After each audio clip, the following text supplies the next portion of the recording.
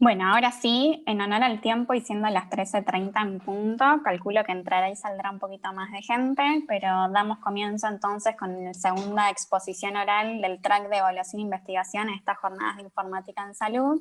Le doy la palabra a Ana Herrera, que como dije hace un ratito, pero vuelvo a repetir porque hubo recambio de gente, que es médica de familia del Hospital Italiano de Buenos Aires. Y cuando quieras, Ana, es todo tuyo, puedes comenzar. La idea es que tenés unos 20 minutos de exposición y después todas las preguntas, dudas o comentarios que puedan ir surgiendo con los que nos están escuchando del otro lado, si quieren ir escribiendo en el chat y después daremos inicio a la interacción. Muchas gracias. Bueno, ¿me escuchan bien ahí? Se ve y se escucha perfecto, Ani. Bueno, buenas tardes a todos y a todas. Ya me presentó un poco Flor, yo soy Ana Herrera, soy médica de cabecera, soy médica de familia, trabajo en el Servicio de Medicina Familiar y Comunitaria del Hospital Italiano, y en esta oportunidad quiero contarles sobre un trabajo que estamos realizando sobre el efecto de la pandemia entre los médicos de cabecera del Servicio de Medicina Familiar y Comunitaria y los pacientes afiliados al Plan de Salud del Hospital Italiano.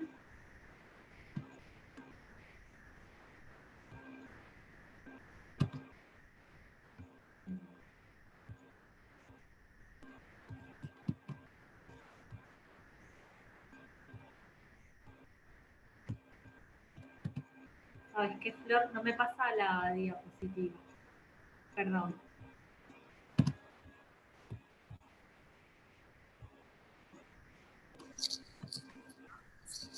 Yo veo un botoncito abajo a la derecha, a ver, no pasa nada. Acá. A ver si sí. Bueno. Ahí va. Bueno, perdón a todos. No Bueno, pasa nada. como médico de cabecera y a nosotros como médico de familia, nosotros nos gusta mucho entrar en contexto siempre. El contexto de este trabajo fue a nivel mundial para darles una idea, una imagen de lo que estaba pasando cuando empezamos a pensar en este trabajo. A nivel mundial, la OMS había declarado el brote de COVID-19 como una pandemia el 11 de marzo del 2020, y a su vez también dirigió estrategias para mitigar el riesgo del colapso del sistema de salud, organizar y mantener el acceso a los servicios esenciales. En nuestro país, en la Argentina, el 20 de marzo del 2020 se había decretado el Decreto Nacional de Urgencia, el DNU, que incluía varias restricciones de actividades y el aislamiento social preventivo y obligatorio, el que llamamos ASPO. En nuestra institución, en el Hospital Italiano de Buenos Aires, en ese momento, en el momento en el que también se decretaba el ASPO, nuestra institución suspende toda atención programada presencial y convierte en agendas de atención virtual, teleconsultas programadas y sincrónicas con el médico de cabecera correspondiente. El Hospital Italiano tiene un sistema de medicina prepaga hace más de 35 años, que se llama Plan de Salud. El Plan de Salud tiene 174.495 afiliados, al menos con datos que tomamos de mayo del 2020.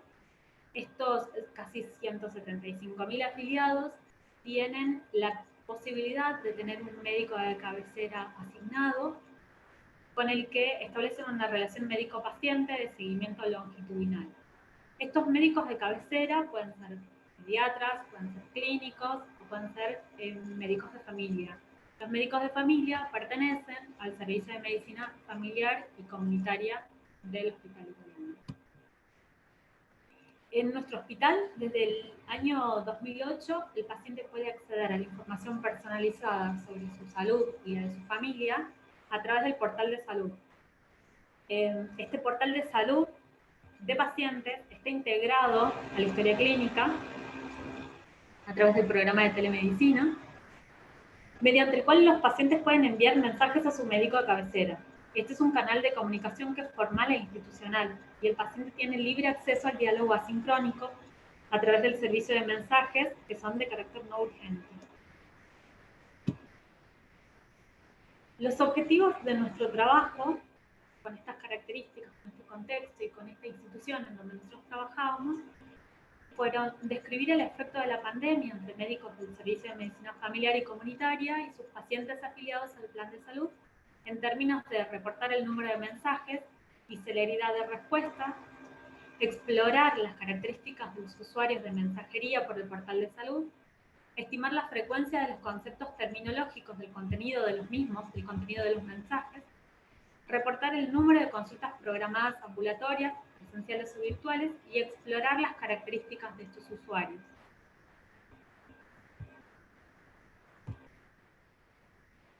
Realizamos un estudio observacional de corte transversal analítico.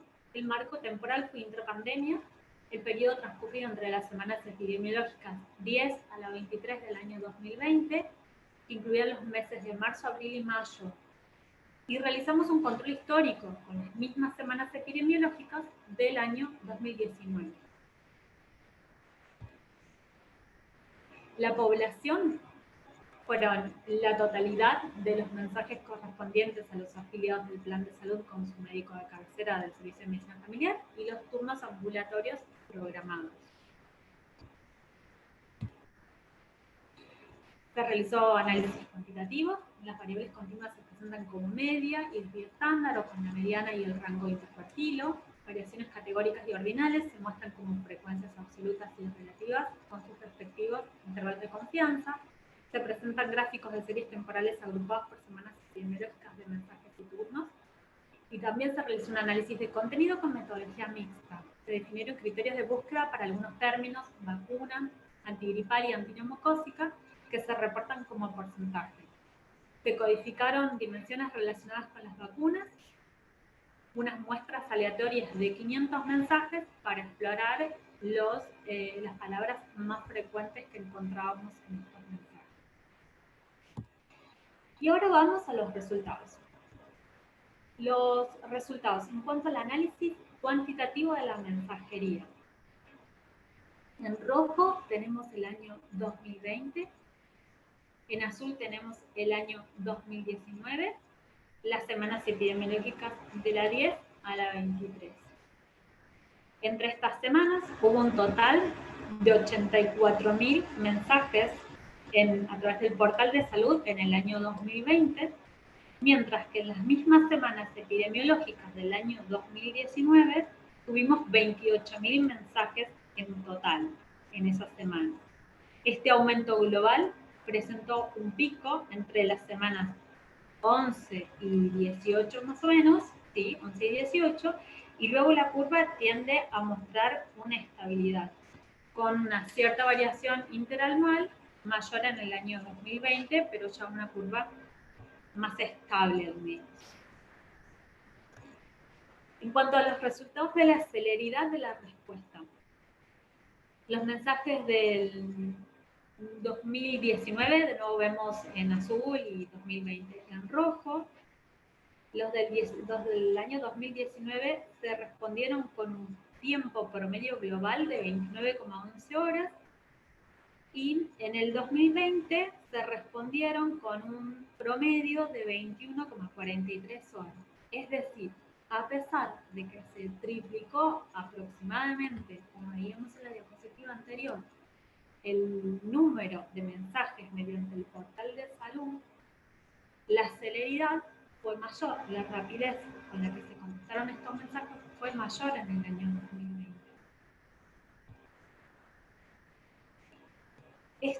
Esta diapositiva, hablamos de las características basales de los usuarios de mensajería. Y nos centramos en los dos grupos, que son los usuarios, tanto los pacientes como los médicos. Es importante destacar acá que los pacientes se corresponden en el año 2019 a un 15% del total de la cápita, y durante el año 2020 al 29% del total de la cápita. Tuvieron una edad promedio de 57 años y 62, de 57 años, el 62% era del sexo femenino en el año 2020, Y al estratificar y comparar año 2019 versus año 2020, el promedio de edad aumentó de 54 a 60 años. O sea, tenemos usuarios del portal de salud con un promedio de 60 años en el 2020.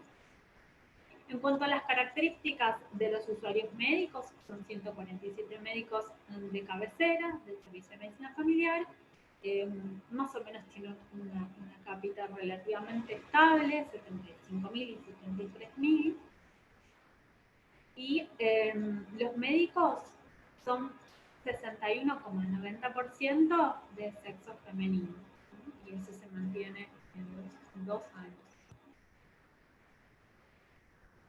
Este gráfico nos muestra un análisis cuantitativo del contenido del término vacuna en la mensajería. ¿Cuántas veces aparecía el término vacuna en la mensajería? Y acá vemos de nuevo, en el año 2020 en rojo, 2019 en azul, se reporta una frecuencia del término vacuna en el contenido del mensaje expresado en un porcentaje. 32% es el pico máximo, que fue en la semana 15, y después hay una variación interanual, pero se tiende a estabilizar después de la semana 19. O sea, la frecuencia es similar entre ambos años. Entonces, en cuanto a la frecuencia del término vacuna en todos estos mensajes que estamos viendo. Este fue el análisis cualitativo del contenido vacuna en mensajería. Y lo clasificamos en 2 subcategorías para poder clasificarlo y hacerlo más comprensible. Había una subcategoría que la clasificamos como de específicamente médicos y otros administrativos, que tenían que ver con las necesidades informativas que mostraban esos mensajes. Algunas tenían que ver más que nada con los criterios médicos, criterios de indicación, la solicitud de la orden, los eventos adversos posibles que podían aparecer con las vacunas, si les correspondía la vacuna por edad, por factores de riesgo, cuál era el intervalo, sobre todo se trataba esto del intervalo con la vacuna meningocócica, los refuerzos, los serotipos. Y después la otra subcategoría que clasificamos como administrativos tenían que ver con estas necesidades informativas que tenían que ver con la disponibilidad, con el stock de vacunas, las opciones de vacunación afuera del hospital, los turnos, la información del vacunatorio, precios, copagos, centros habilitados, teléfonos. Todas estas temáticas venían en ese contenido vacuna del año 2020. Bueno, este gráfico, es un gráfico que a mí me parece muy lindo, es las palabras más frecuentes sobre vacuna en mensajería. Acá utilizamos un programa informático, el Atlas TI, para el análisis exploratorio, cualitativo, para detectar el contenido más frecuente de la mensajería de acuerdo al recuento de palabras. Acá podemos ver las palabras más grandes son las que más se repiten, digamos, las que mayor frecuencia tienen. Y acá podemos ver como el puede, el doctora, que coincide también con el 61,90% de sexo femenino del Servicio de Medicina Familiar, vacunas, saber, puedo, tenían que ver con estas palabras. Y acá lo que hicimos en la siguiente es hacer lo mismo, pero con las palabras más frecuentes en mensajería del 2019, que tenía ya, no estaba tan monotemático el contenido de la mensajería.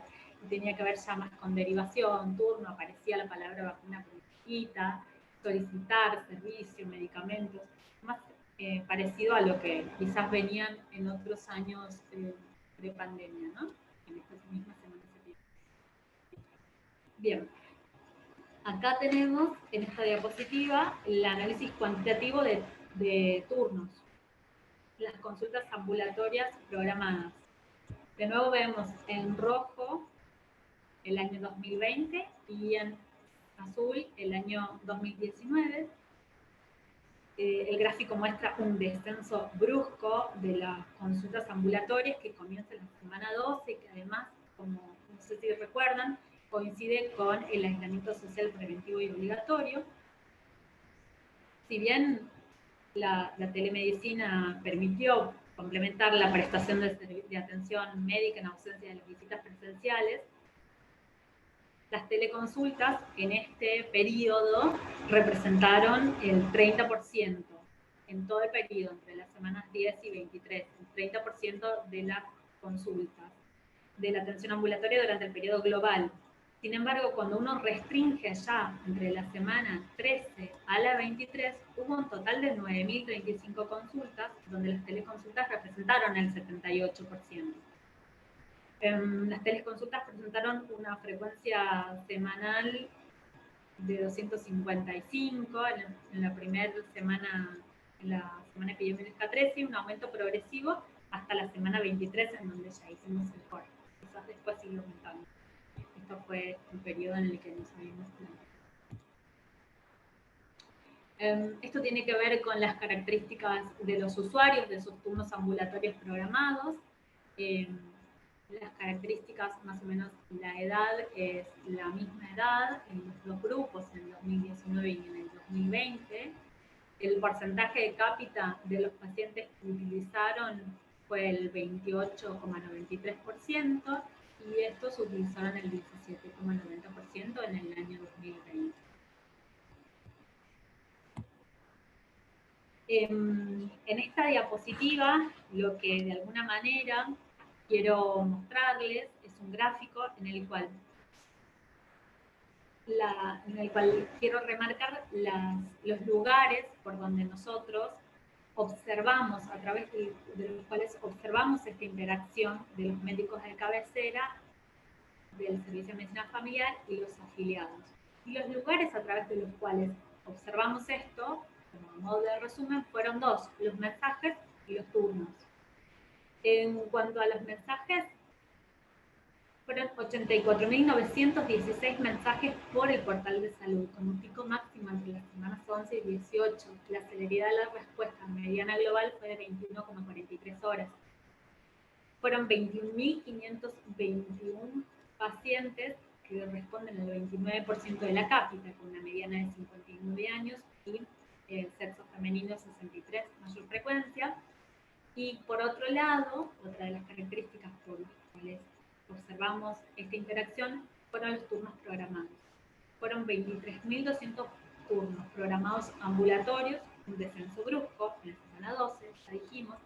Si uno mide esto por cuántos fueron por teleasistencia en el periodo global, en el periodo entre la semana 10 y 23, con el 30%, sobre un total de 23.200 consultas, 7.058, pero si uno restringe a la semana 13 a la 23, el 78% de las consultas por turnos programados ambulatorios fueron de telemedicina, ¿sí? 7.055 sobre un total de 9.035. 13.149 pacientes que respondían al 18% de la cápita, una media de edad de 59 años y sexo femenino dominantemente. Bueno. Y muchas gracias a todos por su atención. Si quieren hacer algunas preguntas. No, muchas gracias a vos, Ana, por estar acá y feliz cumpleaños de nuevo. Yo otra vez recuerdo en el chat si quieren hacer comentarios, preguntas o algo, y mientras tanto, porque no ha aparecido ninguna interacción, te pregunto yo. Primero, esto es un periodo que hoy quedó como obsoleto, ¿no? Porque medimos hasta hace unos meses atrás. Entonces, ¿qué sensación subjetiva tenés vos como médica de cabecera de lo que está ocurriendo hoy de ese mismo fenómeno? Hipótesis, porque sabemos que como no lo medimos no lo sabemos, pero bueno, un poco como lo que está descrito en la bibliografía es que hubo un boom de la telemedicina, pero con mucha reticencia al cambio, con mucha brecha digital, con mucha barrera tecnológica, en el contexto de aislamiento en el que de repente en una familia tenemos un solo dispositivo para compartir para educación o con varios integrantes en la familia. ¿Qué sensación tenés un poco hoy como médica de cabecera de lo que está ocurriendo hoy, que además estamos de alguna manera reabriendo el asistencial presencial? Opinión, Bueno, la realidad es que uno cuando empieza a ver el periodo que se marcó y todo esto, uno dice, bueno, se terminó la semana 23, al menos lo que nos planteamos nosotros, La percepción claramente subjetiva es que hubo gente que después empezó como a acomodarse también, que fue un periodo de adaptación y que hay personas que se adhirieron bastante bien a esta tecnología. También es cierto que tenemos una población bastante especial, que si bien tenemos un 35% de la cápita mayores a 65 años, pero son adultos mayores que de alguna manera tienen algún tipo de acceso a la tecnología, o quizás tienen un acceso a la tecnología por arriba de la media del país, claramente, o eso es lo que al menos yo subjetivamente puedo ver. Eso por un lado. Justo en este momento en el que estamos reabriendo también, a veces entramos como en esta paradoja que los pacientes, cuando abrimos consultorios, los pacientes ahora quieren telemedicina, entonces es como pensar, bueno, esto quizás nos da la chance también de volver de hacer un mix de estas dos, entre lo presencial y la teleconsulta como una opción. Creo que la teleconsulta y la telemedicina, muchos pensábamos que iba a ser el boom, como vos decís, que iba a ser el boom y que esta oportunidad, esta necesidad de una adecuación muy rápida a la telemedicina iba a ser lo que nos iba a determinar que todos mudemos a la telemedicina, y evidentemente no todos mudamos a la telemedicina, ni la totalidad de los pacientes, ni la totalidad de los médicos, creo que tampoco, pero creo que es una herramienta más en el horizonte. Yo creo que en el contexto mundial, de nuevo, como médica de familia, inmersa en el contexto y viendo como esta segunda ola, creo que tenemos como mucho que aprender sobre esto que nos pasó este año. Creo que la atención primaria de la salud tiene que hacer de la telemedicina una herramienta, tiene que fortalecer los lugares donde se puede. Yo no sé si podemos generalizar esto a todo el país, pero creo que en los lugares en los que se puede, la telemedicina tiene que ser una herramienta más de la atención primaria de la salud. Eso. Muchas gracias. Ahora sí hay un poco de interacción en el chat. Por un lado, Robert fue el primero que escribió y nos dice, muy interesante el trabajo. Sé que en la introducción un poco hablaron del contexto, pero quería saber si es posible, ¿por qué evaluaron los términos seleccionados? Por ejemplo, vacunas. ¿Qué es lo que lo llevó a esa decisión metodológica? Entiendo que es lo que nos está preguntando.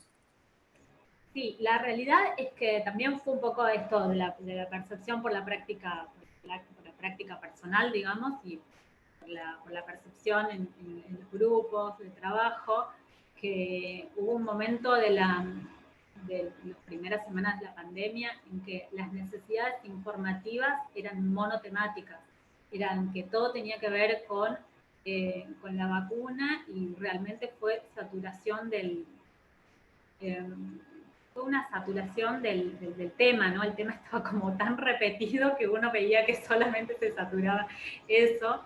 Pero también pensando en qué herramientas a futuro, digamos, qué herramientas o qué intervenciones se pueden hacer para que realmente la mensajería por el portal de salud no esté tan invadida por cosas que podríamos haber previsto de información antes, o de capacitación a los pacientes, o incluso en nuestra práctica médica habitual, ¿no? El repasar que los pacientes tengan la vacuna, aunque muchas veces lo mandamos a poner la vacuna y el paciente no se pone, hasta que los medios no lo ponen un poco en la agenda del paciente.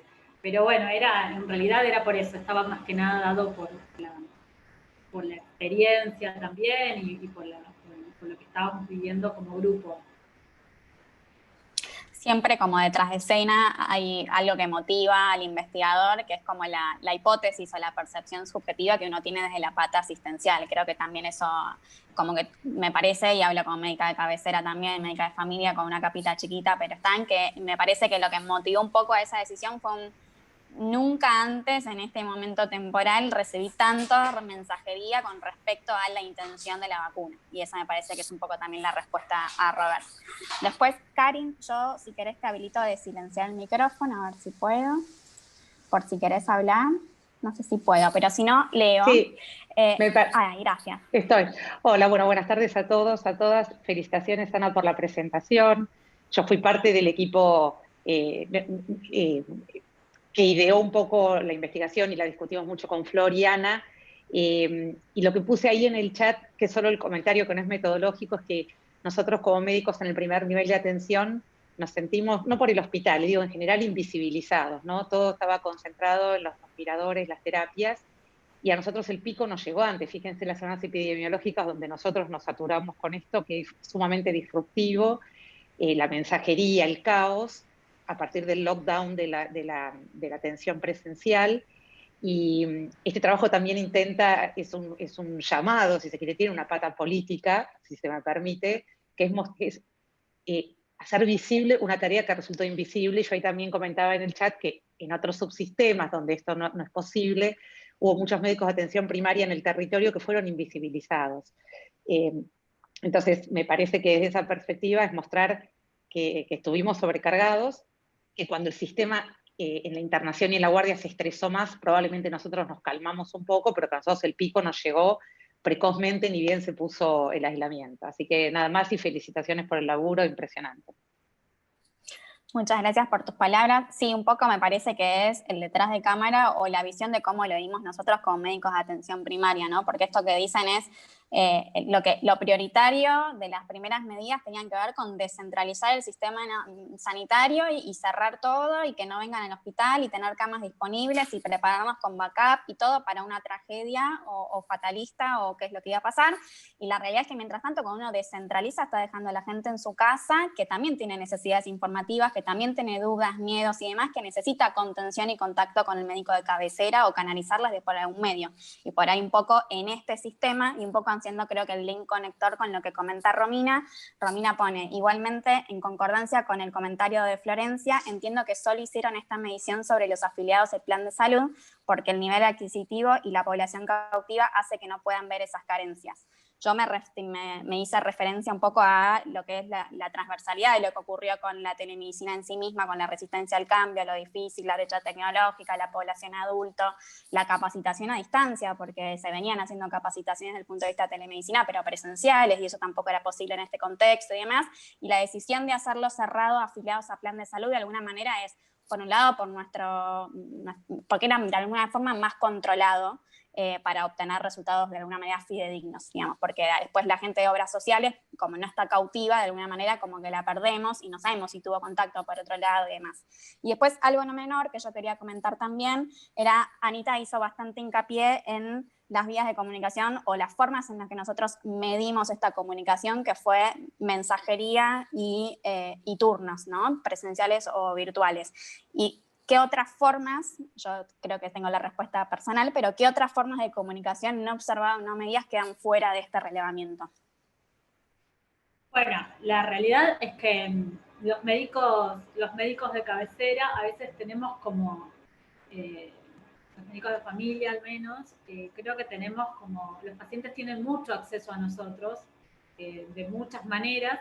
Yo hago hincapié en esto de la comunicación institucional formal, la vía de comunicación, y es esta sobre la que podemos trabajar.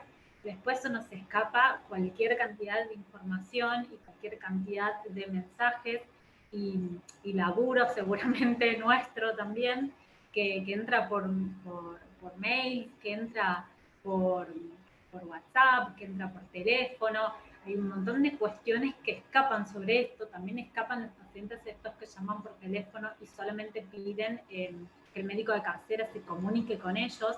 Entonces, difícilmente pudimos evaluar toda esa cantidad de mensajes. Esto es lo que tenemos acceso al registro por el sistema, pero la verdad es que se nos escapa cualquier cantidad de mensajes y de cosas que pasaron en el medio. Sí estoy de acuerdo con esto, con Karin, la percepción de cansancio de las primeras semanas fue como tremendo, pero de alguna manera también creo que tiene que ver con esto, que nosotros somos el primer contacto, yo creo, del paciente, sobre todo estos pacientes que tienen un seguimiento longitudinal, somos el primer contacto que tiene el paciente con el sistema de salud. Y a ver, yo lo digo con orgullo, porque creo que para un médico de familia poder decir creo que soy el primer contacto es como buenísimo. Creo que todos queremos esto, todos los médicos de familia queremos esto, pero creo que eso tiene que ver también con la necesidad informativa no mediatizada, porque también tenía que ver con que los pacientes muchos buscaban información del médico, del que los conocía. Muchos pacientes preguntaban como cosas muy puntuales sobre ellos, cosas que no la va a contestar la televisión ni los medios. Pero bueno, fundamentalmente eso sí, creo que se nos escaparon muchas cosas. Y creo que eso también es un poco en nexo conector con la última pregunta que quedó acá en el chat, que dice, ¿cuáles considera que son los puntos esenciales a mejorar respecto a las teleconsultas para lograr una mayor madurez?